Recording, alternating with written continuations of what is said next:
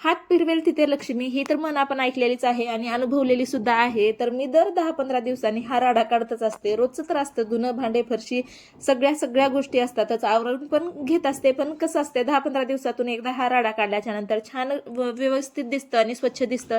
त्यामुळे ते काढायला मलाही आवडतं. आणि डबे हे 2-4 महिन्यातून काढत असते. आज यांना छान घासून ऊन दिलेलं आहे आणि आता फॅन लावून फॅन खाली ठेवलेले आहेत. आता यांना घरामध्ये परत न्यायचंय आणि सेट करायचंय. घरामध्ये आता अखिलेशला जेवायला दिले, कारण शाळेतून नेमकाच आला होता तो. आता या कामांकडे लक्ष दिल्यावर यांच्याकडे दुर्लक्ष करायला जमत नाही, कारण हीच तर आपली खरी प्रॉपर्टी आहे, मुलं म्हणजे. आता घरामध्ये किचनमध्ये सगळा राडा पडलेला आहे बघा. आणि हा राडा म्हणजे किराणा आहे, जो डब्यांमधून मी काढलेला आहे.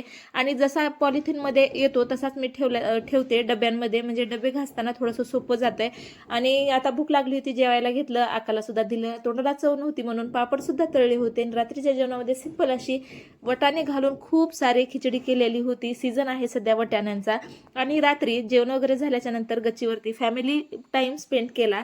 आता इथे दीदी आणि माझे भाऊजी आलेले आहेत, जे की आमच्या घराशेजारीच त्यांचं घर आहे. आणि आमचे शेजारी घर आहेत. जे नवीन सबस्क्रायबर आहेत त्यांच्यासाठी सांगते. आणि असे फॅमिलीसोबत टाइम स्पेंड केल्याच्या नंतर एकमेकांचे विचारांची देवाणघेवाण झाल्यावर बॉन्डिंग आपली चांगली घट्ट होते, विचार चांगले होतात. त्यामुळे हा टाइम स्पेंड करणं पण गरजेचं आहे. बाकी तुम्हाला व्हिडिओ कसा वाटला, आवडला तर लाईक शेअर सबस्क्राईब. भेटू लवकर.